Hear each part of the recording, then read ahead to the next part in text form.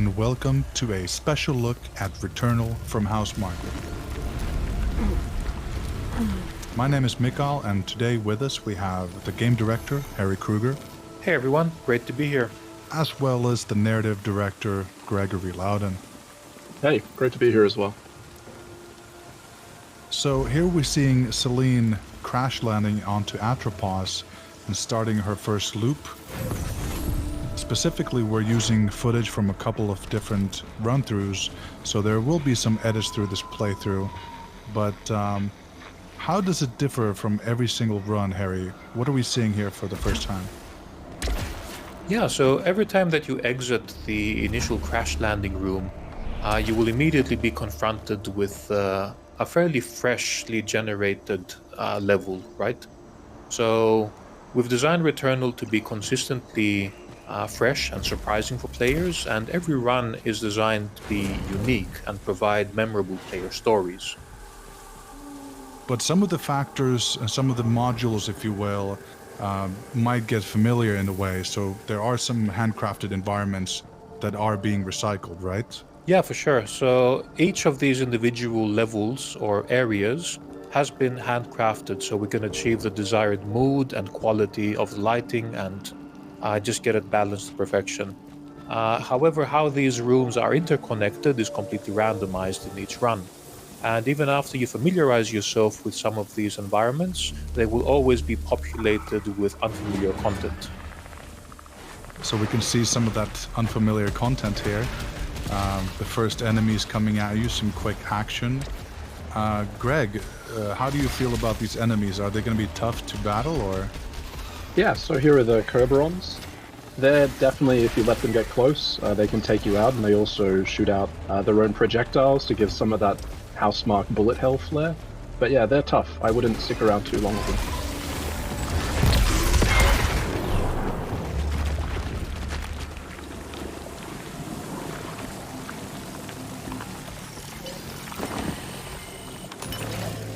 Here you have some sort of a ghost of another Selene. Does that activate something, or...? So basically what you see here is a projection, and this is actually another player who's played Returnal. And at this point you can either choose to scavenge to get a quick gain, or avenge. And if you avenge, get ready for what you're about to see. Is that elite, or is it a boss fight, or...? Correct, it's like a stronger hostile that you need to take down. In this case, it's the Kerberon we saw before, but this one's even stronger and malformed. I wouldn't jump in and try to take this out this early in a cycle, but let's see how it goes.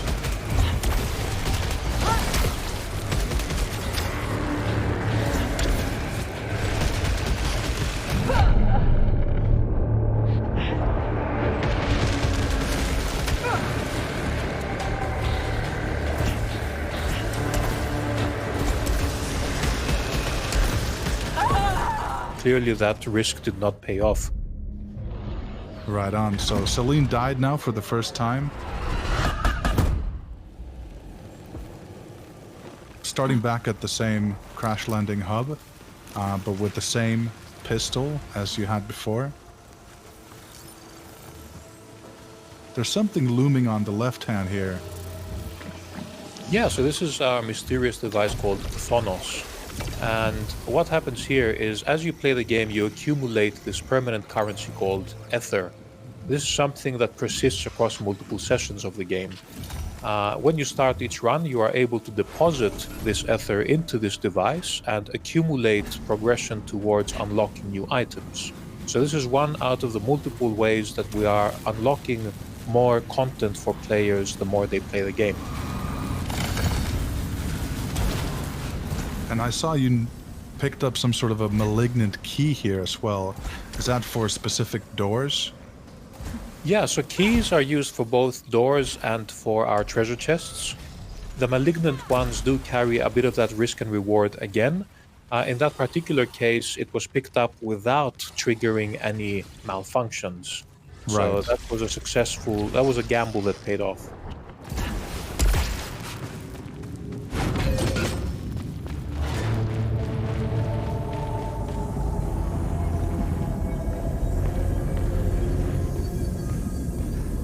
am I assuming right that these are some sort of art pieces from previous civilizations? So what you're seeing here are Xeno archives. So these is essentially, in Returnal, we cover the story of Selene, why she comes to Atropos, and what she's trying to achieve. And she's not alone here. There's also been another civilization, and these Xeno archives tell you their story. And these are largely visual storytelling, so it's something that you need to piece together. And I suppose finding a lot of loot from crates is very central to how you play the game. Seems like we have some sort of a malfunction being activated now. Harry, how does this work? Yeah, so now you got a specific malfunction which in this case triggers a corruption of the map system.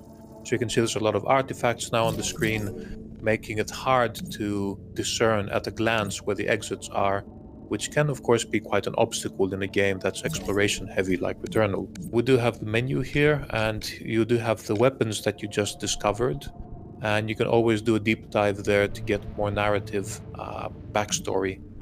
Now I do like the style of the menu, sort of old CRT screen with visual distortions and everything. For our tech in general, we're inspired by this kind of retro futuristic aesthetic. So how the future was imagined, 20, 30 years ago. You can see the bottom right hand corner here as well. The mini-map is being scrambled as well. So that gives you some incentive to get rid of that malfunction. Yeah, and these are completely randomized, by the way. So the malfunction that you will get and also the condition that will be required to repair that malfunction are completely randomly chosen. There's hundreds of permutations there as well. What is this? This is like a hidden room? Selene dropped into a treasure room here. This is just one out of many different possibilities for what can happen here. Currently, it seems like we had a choice of a fabricator to pick between two very valuable items. However, sometimes you might get unlucky and you might drop into a hellish encounter with another elite enemy, for instance. So this is, again, one of the many ways we're trying to keep the runs surprising for players. Right, so there's a lot of different types of challenges or surprises you might find in these hidden rooms. Yeah, definitely. We want to keep players on their toes, and we want the game to be surprising you.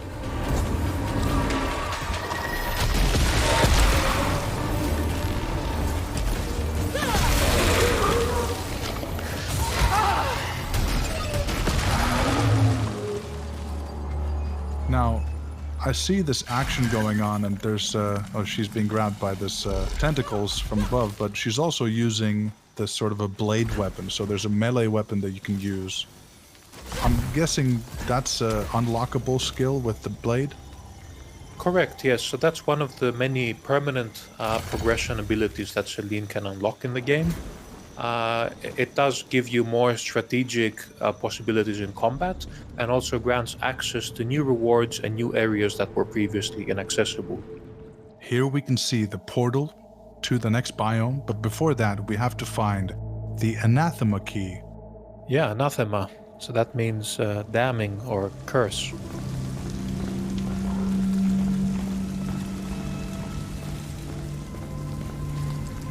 This is the shop area. So here you can use your obolites to buy different things. Greg, can you jump in and tell us a bit more about the options we have? Yeah, so basically you can use the ancient civilization's technology to fabricate items. So it can be things like consumables, which are single-use items. There's also extra pedestals which can give you a health increase, to increase your max health. And there's also a device there that helps interact with the social aspect of the game. So you get to contribute as a community to certain common goals there. And the shops in general seem to be sort of maybe a little bit of this calm in the heat of the storm, where you can just kind of concentrate on how do you want to upgrade your character for the specific run. Yeah, that's something that I'm glad to begin to show here in more of an extended look. You can begin to see the flow of Returnal, that it kind of ebbs and flows between the Housemarque sort of explosive action but also has these more quiet exploratory moments. Yeah, I could see some sort of a red formation about to be spawned into the world. Yeah, so every time that you play through these environments, they will be populated with some unique combinations of enemies. And the difficulty, of course, will vary, just to keep things surprising. In this particular case, there was a lockdown triggered when you entered the room. And there's a central challenge in the middle where there is a slowly spawning large enemy, while separate waves of enemies are continuously spawning on the sides. So this is just one out of many examples of how we keep the combat encounters fresh. The only way to proceed now is to eliminate all of the enemies and the lockdown be lifted.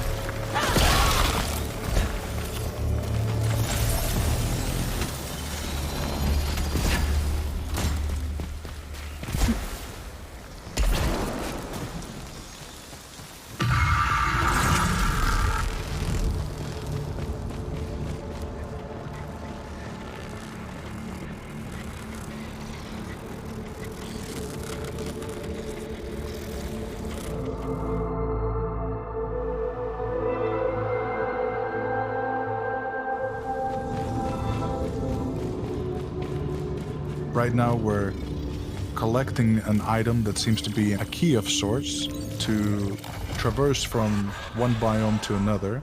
You actually have to get the quote-unquote boss key, and this key will let you eventually enter a boss fight. But it seems to be that there are these high-level goals that you encounter, and in this case the Anathema Vault, if I'm pronouncing that correct, is the goal for the first level. Harry, I have to say that the atmosphere you have here is quite epic, with the searchlights and everything coming at you. What has been the inspiration behind this sort of a deep and dark atmosphere? Yeah, thanks. I think dark sci-fi, of course, has been one of our biggest inspirations, and cosmic horror or Lovecraftian horror, I guess, has informed a lot of our aesthetic decisions and also some of the more philosophical themes we explore in our narrative as well. So here we can see Selene using that Anathema key. The strange energy source is beyond this. It might be tied to White Shadow.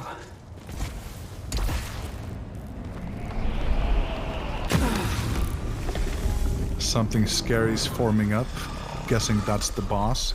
Harry, can you jump in and tell us a bit more about this encounter? This is called Freaky. So this is just, again, we've been relying quite a bit on Greek mythology for a lot of our narrative themes. And this is just one cosmic manifestation that plays a role in the story, as you will encounter later as well. And our bosses are designed, of course, to be this culmination of epic battle, these really majestic creatures that really give you a lot of bullet hell and spectacle. So really excited about these encounters and looking forward to seeing how players will respond to these as well.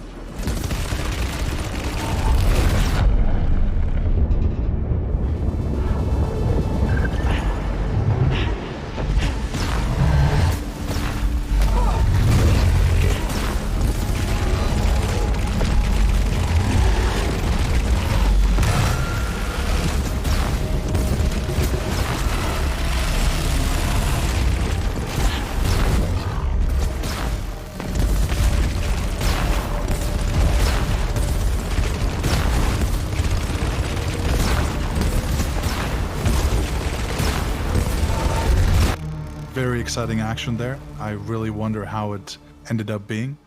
But I suppose we'll make our way to the next biome, the Crimson Wastes. Here we can see Selene going through a portal, and quite quickly the SSD is able to maneuver us over to the other side. Greg, do you want to jump in here and tell us a bit more about this environment? Sure. So, Selene has just arrived in the Crimson Wastes. This features different hostiles, a different story to uncover, and of course there's a different boss to fight as well. You can see here it has a very different visual style, and each biome is intended to provide a different challenge, and also a different feeling.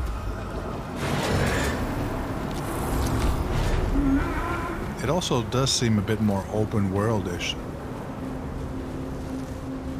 Yes, so it is a lot more open experience. If the Overgrown Ruins is claustrophobic, this is more open and expansive.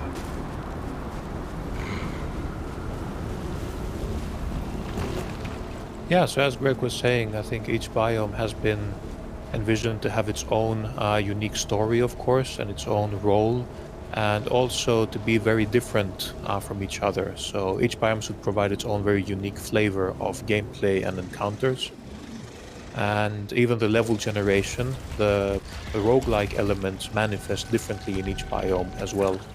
So while the Overgrown Ruins are a bit more maze-like, kind of foresty, here there is clearly a more open kind of approach to constructing our level at the beginning, and there is clearly some ascension journey that the players will always need to traverse to reach the top of the mountain here. So each biome offers its own unique flavor. And there seems to be a bit more of these aerial enemies and also that bullet hell wave pattern that you see.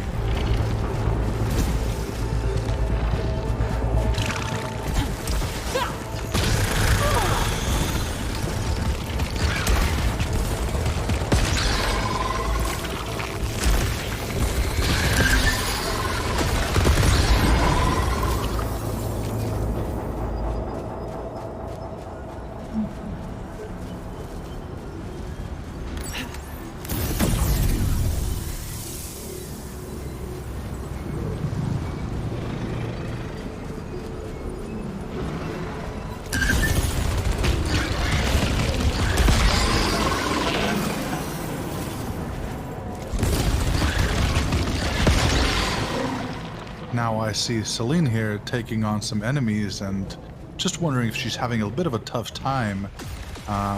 Not saying that everything is going wrong, but it just seems a bit more intimidating again.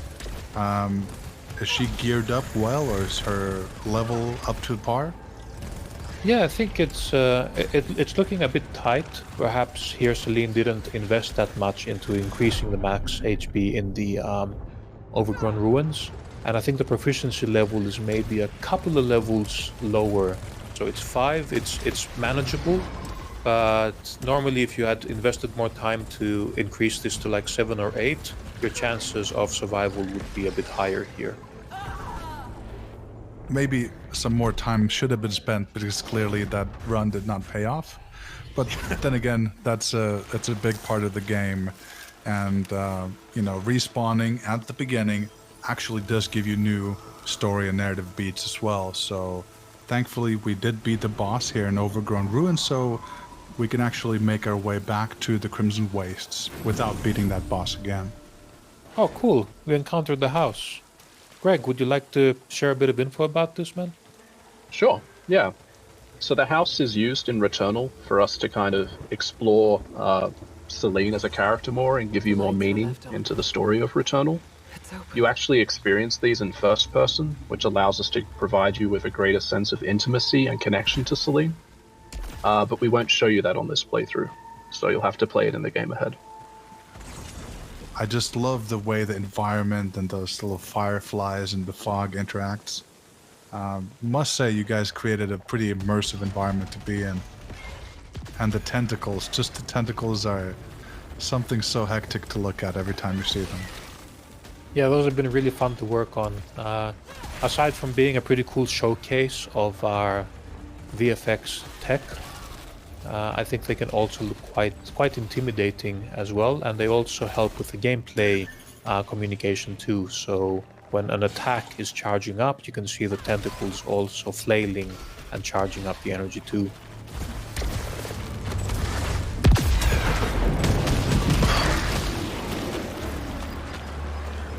Here we seem to have another ghost. I wonder how this is going to manifest. Previously, we saw that elite.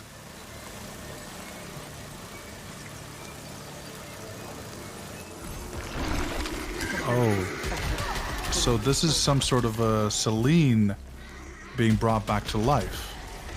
Yeah, this is an infected scout. It can be quite a challenge, and you can also see that its attack caused a malfunction. So, once again, we try to turn the tables on you with Returnal, just when you think you know what's coming. We like to provide a bit of twist and variation there as well.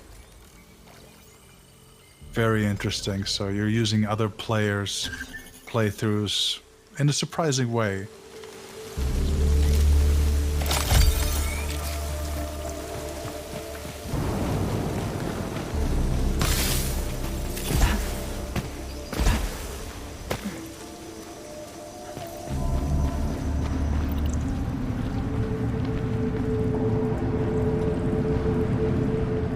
So the Crimson Waste portal is now open again because we unlocked it on a previous run.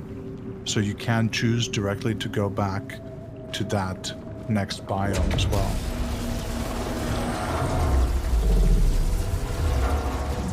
And as Harry said, I would recommend that you should try to build yourself up.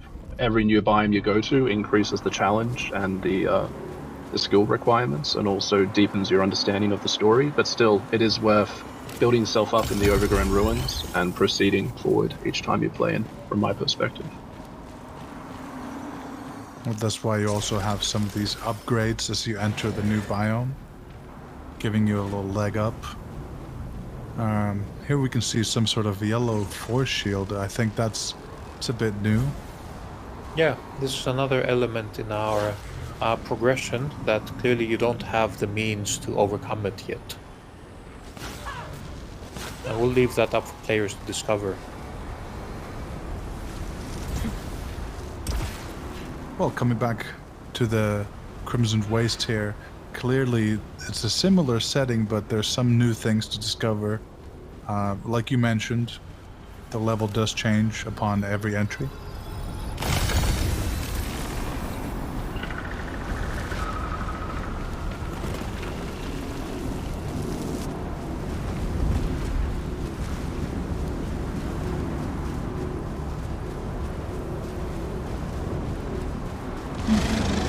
Some of the pesky flying monsters here again.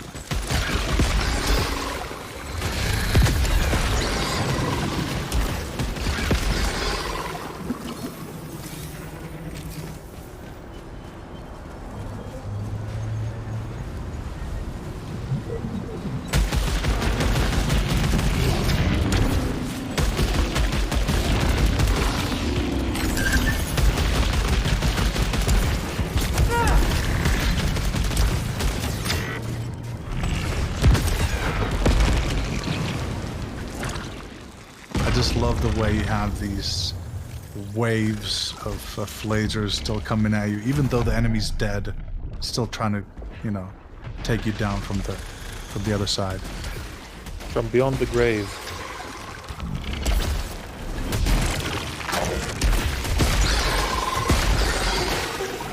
But it's all a part of that bullet hell sort of design philosophy, keeping your character in movement.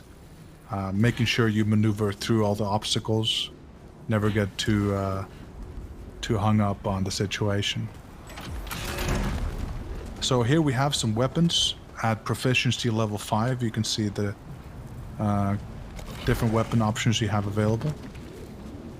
And there are a couple different weapon stereotypes. Yeah, so we have 10 weapons total. All of these have their own unique archetypes and unique baseline behaviors. However, you can also upgrade these in each session through these unique modifiers we're calling traits. This leads to some really surprising combinations that can completely change the behaviors of the weapons and force you to adapt to entirely new playstyles and strategies.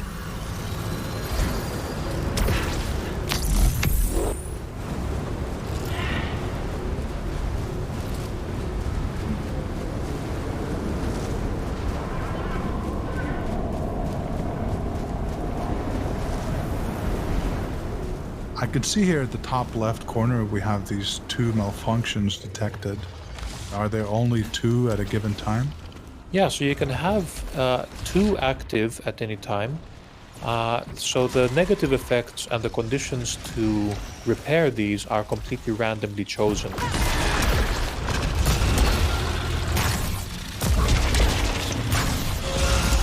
Upon getting a 3rd malfunction, you will get what we call a cascade failure.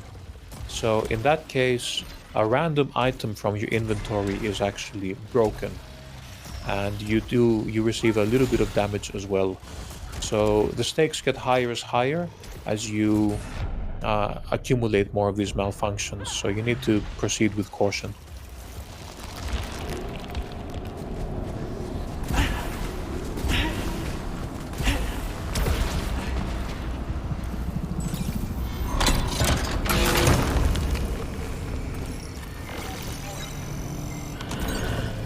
Wound Seekers.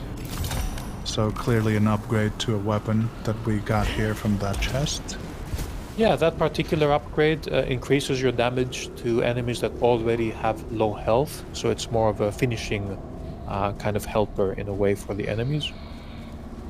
But there's many different types of upgrades, and it's impossible to discover everything in any single session.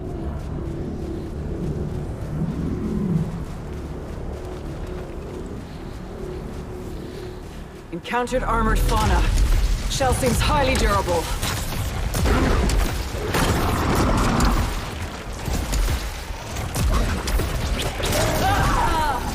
Well, I suppose that enemy was a bit too much for Selene.